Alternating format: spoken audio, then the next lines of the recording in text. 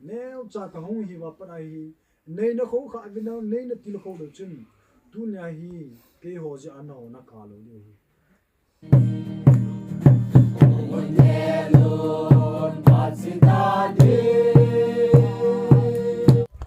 Hello guys, tu ni video kat ni veket no hitin, tu ni video hi, cái hồ của sunga Khanglaite hồ cái kimang chả nào trong kat ni video hitin, cái kimang chả nào thì đan chu Maicham na home preaching hi cái chi diệu viên, cái chi cái hong chi nào hi cùng xóm phá xét hong chi ta anh, cái chi lại cái kimang chả nào sung hi media ai lo ai le, coi mà chả ăn một cái này point na. Chả cho tôi nên lại hi anh video hitin tôi ni Sunday hi in tôi nên lại hi cái chi đồ hi na anh video hitin cái kimang chả nào hi bắt thiên thu lâm hi tin le về ở home gì chỉ hi lung gì tên anh video hitin na ít chuyện nào khu sung ai lo ai le gam sung bui han nắng gà le tổ lum zong le hi chi mai chăm cái chi pau vang hi tang lâu hi là cái chi jing ngồi hi na anh video hitin khu sung hi cái đam tan tin khu sung hi in dần nhé cái vào ta in hi chỉ tu cùng song hi chai te reng ti hi lung tu hi in anh về sự kêu hi tiền Khanglaite member dòng dần ni lang hi aval ta in na dòng lệ Khanglaite dòng hi volunteers a chỉ loi ai loi lệ mun chum ma gampa ma na tong loi ban lệ service na tong loi au men na khu sunga hi mi nunga gul hang ke hlom he ta in hi zong le hitia hi tom ngai ta in sunga pathian thua ke man na lampanga hi tanglo he la gala tolum no le ka chi ju hi in hi ja chu cham khat ani viau hi te tia chu ka hin se hin tin tua hi la lang le ki mu to tau te tua hi zan a hitan zan hong lon to ke lhana to hi Maicham ka chi du ta in chi ka ino hi in to hi Maicham ading khong ki bung lo ta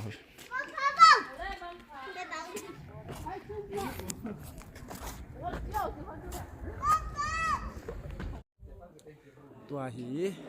Maicham sin na ti in kong long ta vin age loi ke thai anh nấu tam hả nó?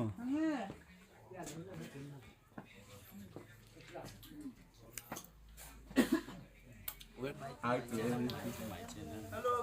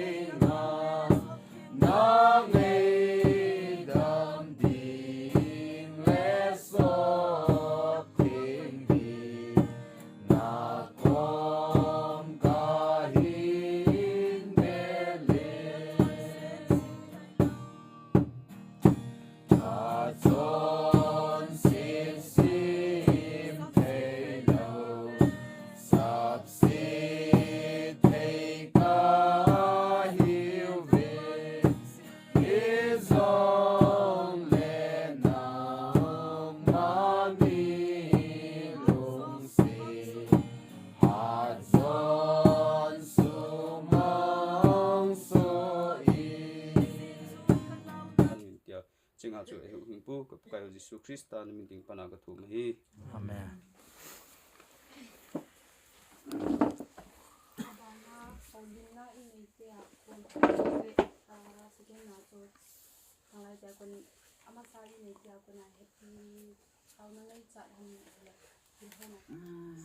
Tiêu hi Innei te là ngà cô na hi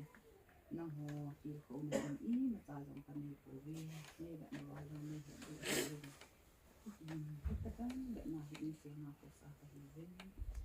chị tên lu muốn là cái gì thay ra dùng lệ cái dùng cái chuyện là mà thật sự được là cái chuyện cái hiện na cái thì anh thì hi na hi mà hi là cái làm cái cái là in tiền là mà dòng hiện là sao thì thật mà tiền cái gì tất cả phải là anh xuống cái tiền của dòng là đi mà đi xuống để nó hoa thì ngập tao nó cái này sẽ đi giống lệ họ mình tâm tạo lại phần này khôi tiêu phát triển hay hy sinh phát triển thắng vào nó tiêu vậy phát triển như tàu nào sai nhỉ này học tân hưng kia này cả ấy khôi tầm mưu tu như thần rong không không tiêu khôi hin Innei tiêu hồ họ mình tâm tạo hồ lô theo mình chịu hin phát triển chung vào áp phàm mô nghe thì bị mù ta này cái này nhìn hy sinh phát triển nó về đến thắng vào nó tiêu vậy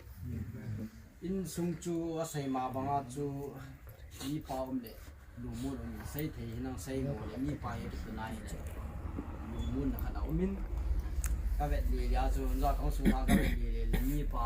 cha pang ho chu thing ni jong le ni pa ho chu anu ma mi ni pa le lu mun na kha jong au mi a hin la ni pa jong anai alim amela ki mu puin no mo ki sa hin ei jong le pa anzo le taw nai ne kop du he hit ta banga hi Innei te na sai banga hit ta banga hi pathian matak ke cha thangwa khom wa in sunga dam theina diwa akilung khat na diu dei banga pathian ho khom na ding wa chu taw na chi ni gel do diu hin tin khangdong tia ku na lang Innei ten ti khonai neu chu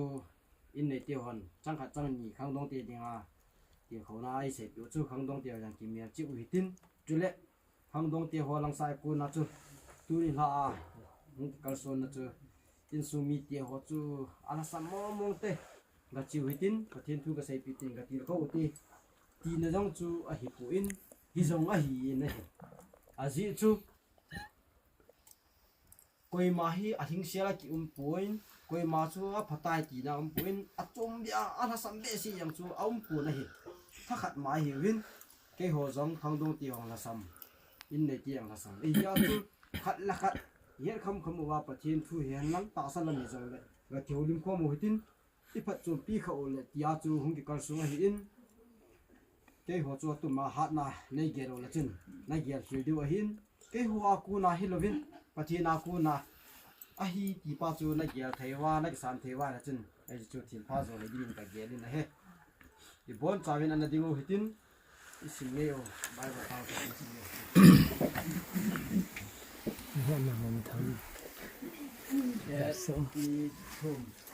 Efeses bung ni chang som ai ho pathin sim sa hiu hin pathin in I chon na diwa na mun sa chen sia chu I chon thei na diwa na to pha chen se tong ya Jesu Krista sum dina kisim do hiu ve Efeses bung ni chang som Amen.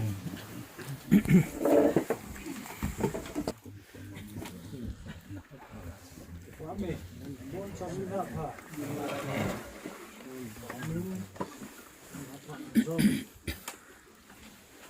Thì sẽ lấy trong tự viên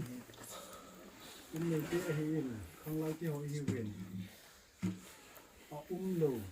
a hung dinga lom ho hung zo hi hang lang hiu zong le hi chu tum ben ko hitin a cheng cheng Innei te langa hi han lang te sike te langa hi zong le a cheng cheng tun ha hi lung lu tai Taokhom diu hin tin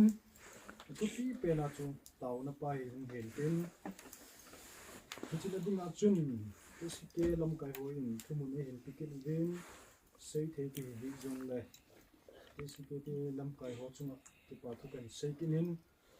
chúng ta phải là hi room bung ngã kan sim do ding he rom bung somani mihim khat ji a vanuya chon sit hung lu na chon sit ji a thina hung lu hitia chu mitin a chon sit ji a mihim zo si chunga thina hung kha a hi somna segena chun mi khat su khil na ji a hi chi mi khat ji a chu thinan vai a lu tan le achunga chon chi a Jesu Christa ki ti mi khat ji a lung se na bulhin se le them chan na dia man be thil pe kisan cheng se chung hin khwa vai a hom di a hi pathinin athu pathe bok lo Amen. bani le se ihin lo na ho hi ive nai le ipisa Christian yu ham Christian hin khwa hin thil ni amen hi hichi thil ni chu Christian hin ko iman lo na thu pi pen chi hung hin e khana chun chon sek chung chang hi ani na chun hu hin na chung chang hi hamar theology akitin hichi hi this chon sek na chung chang ki thu hi na hi in khat chun na hi le soteriology akitin achupa hin hu hin na chung chang hi kinin Bible hi ve na hi le saying atamin eschatology kiti ho amin eschatology kiti ho amin theology kiti ho amin thil tam pi amin Christology Christa chung changa kithu hil no ti tam pi amin hi jong le cho zo sila hin hamar theology kiti to soteriology kiti hi athu pi penin akilang nei ichina dinga hen leis in kho hi ve na hi le ho phat masanga chon se na chung changa ki thuil na chon se chung chang hi ive na hi le mi him zo se chu bible in a thun thu munai sim do chun vanu ya mi him ho zo se hi chon se hi chon se sa hu ken hi bible in ki kan mi ka chon se ja vanu ya mi him te chunga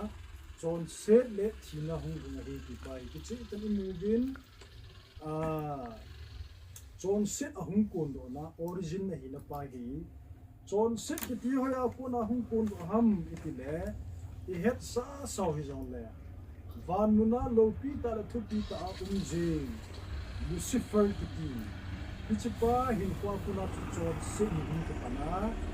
suji vana kuna chon set hung ke pana cha kuna lei si na hung leng ha hung ki sol ha hi Lucifer chu leisi na ahung kum su pat chun Lucifer yong chu Satan ting min bo na hung min hichi Satan in atu pi pen chu vanuya ta sancha ti ho zo se hi mei dila chi khom pi dinga hi hichi ama dinga amison ato do num pen le a duty mi chon pa ho Krista lama hin ko mang ho zo se chu John sin hin kwa ban puilu na hichi ton sot gama patin to ichen khom diu thang sit na ji a chu satanin hichi mei dilama Krista a hin ne ho Krista a hin kuthinga hin ho chu lep chawaya suma lung lun ho suma lepma a hilo le lam chom choma chu satanin mi hi a hin dan te kitu a mi hi a ve chil se na ithanup no lamu lam pi ai satanin ile mo hin mei dil chi khom pi dingai aji chu hichi satan kiti Lucifer hi vana pathen to anim khom la ya ani chen khom lai ba van lo pin le amel hoina anup na ho hichi sana hupi chu anup dan tu hichi Lucifer kiti satan hin ani tes kha sa ahi anup dan ani het sa ahi hichi mun thut pia van mi te ho pukai anga ichi diu hi athang sit ja amani huchimun vangam lut na lo te na dinga chu hichi Satan kiti Lucifer hin leisi na ta sancha ti ho zo si mei dilama pui ding hi ama na to thupi pen chu again hey heja chu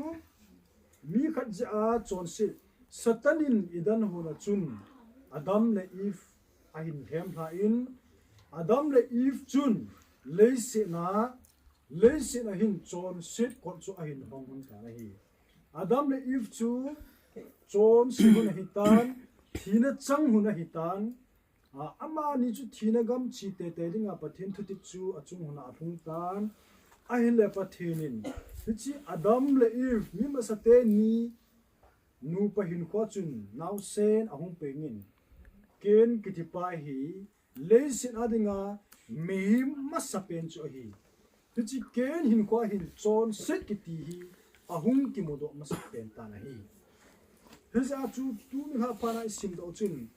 mihim khat ja wa nu ya chon sit hung lu na chon sit ja thina hung lu hitia chu mitin a chon sit ja mihim jo si chunga thina hung kha a hi ati he Adam le Eve chon sit ja chu Adam khangui tu sim chu tu ni chen dia hi chi jing na lai hi Adam guya peng chu tunin ha innei te hivin ke si ke te ho hivin Adam tisan hivin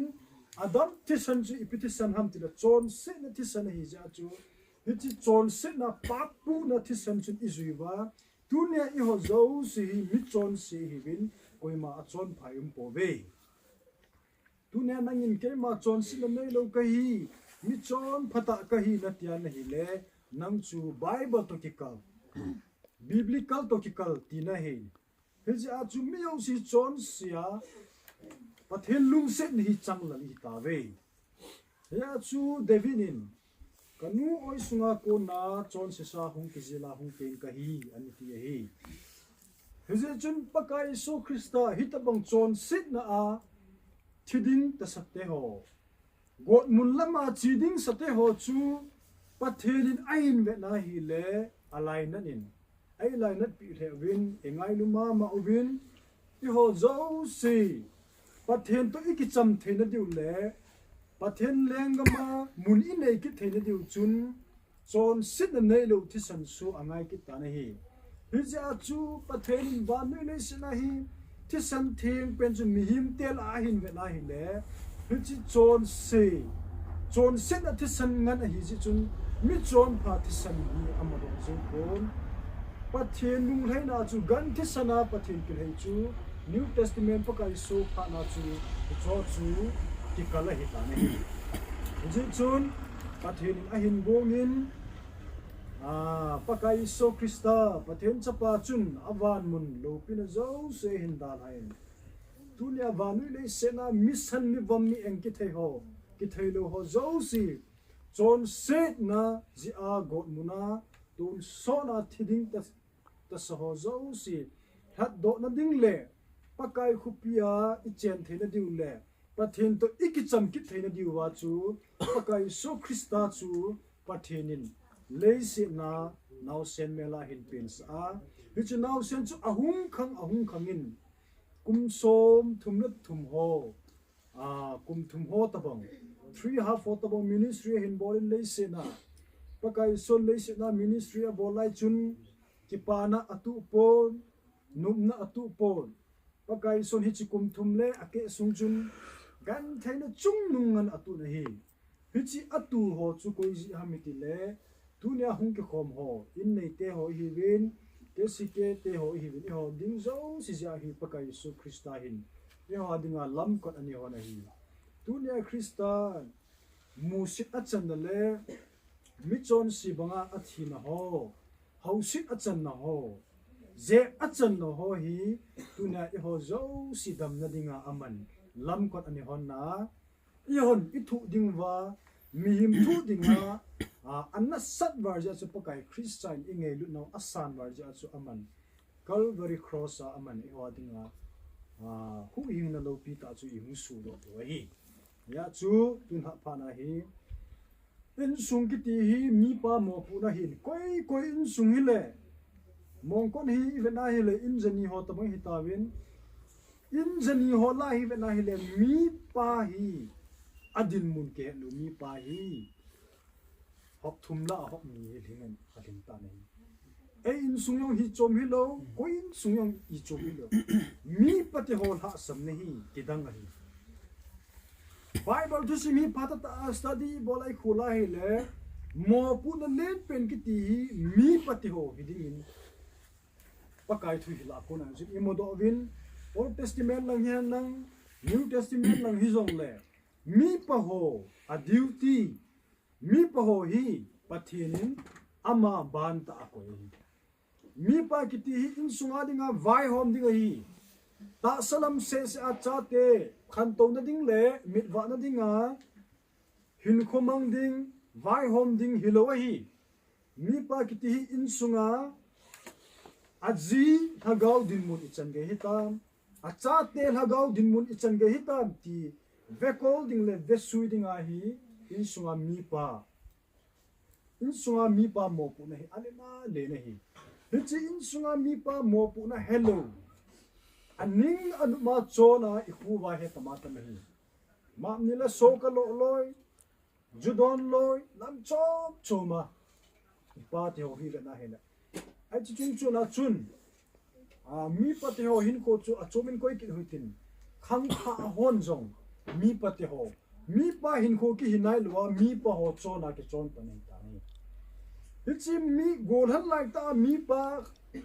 chona chon gol hang chu ahon jinai pa le a gol han lai a chon khom pi ho sang a double a hung chon ding ti na he ja chu tu ni hi ador ta su tu nya hi in sung mai cham Taokhom na hoi ang din do ma spending hi pasal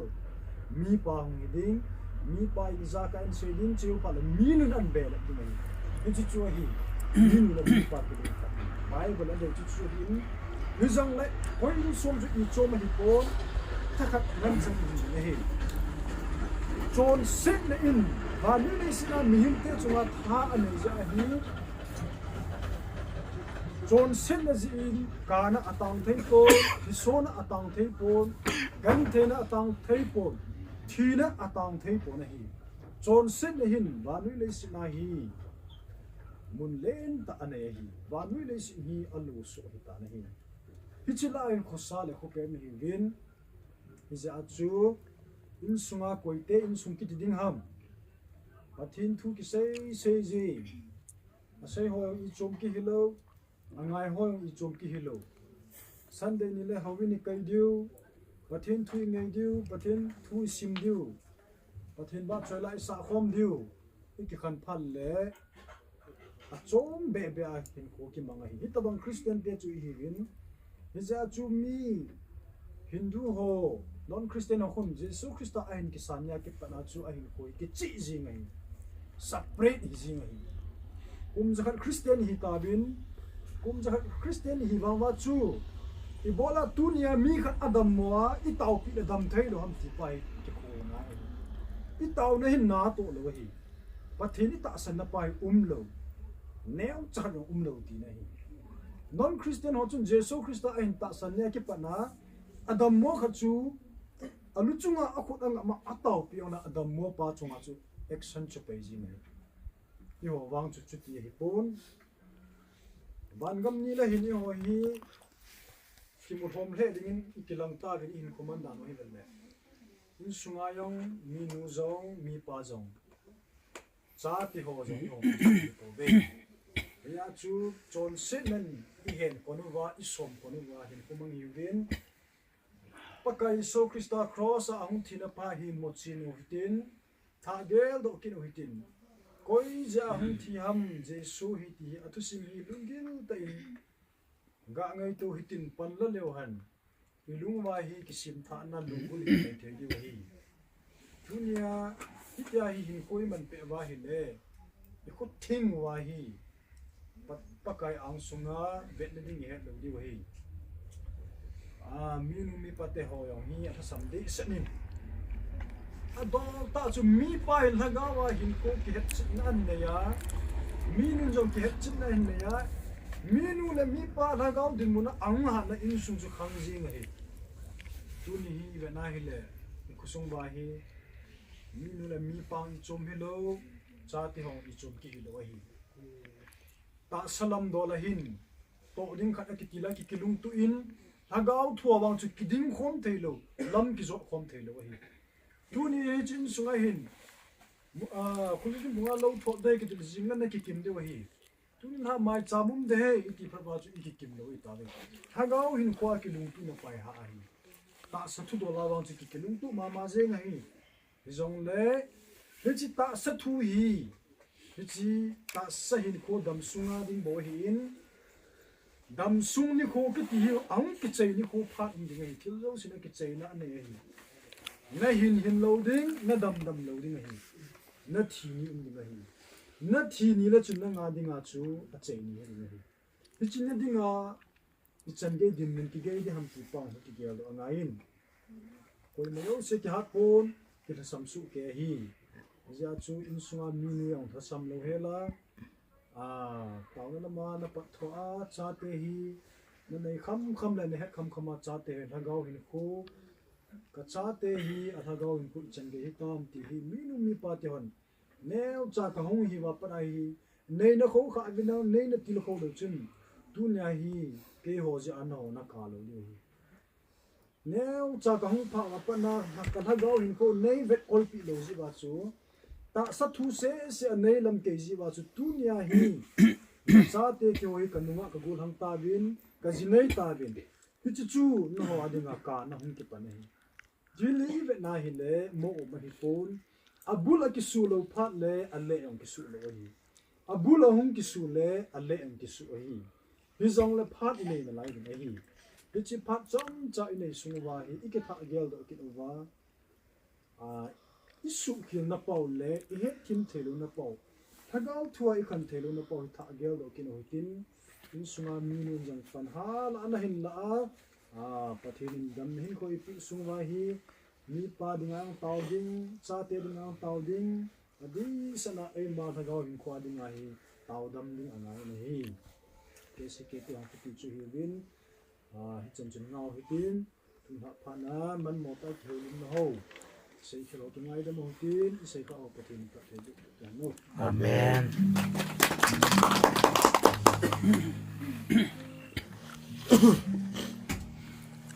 Ampana pi Taokhom la ni pi Taokhom la ni sa du so hobung la number 193 kalung su se bo na sa kaya achai na le mai cham than na pi se ka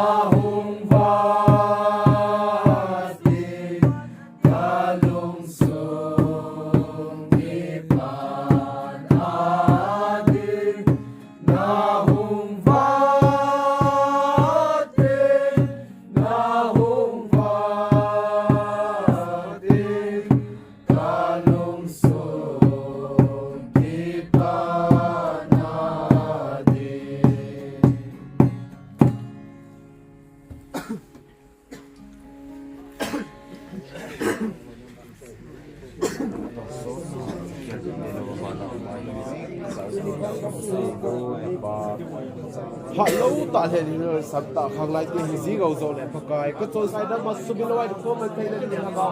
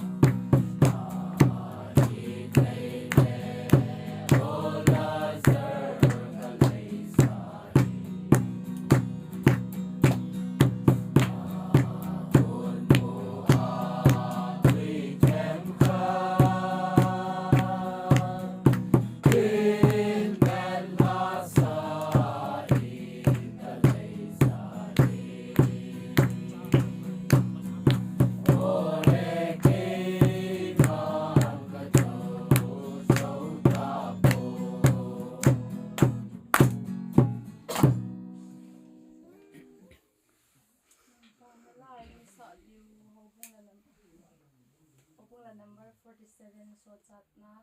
kung nikat kal to kaya bana tau din el pau pukai panara juyute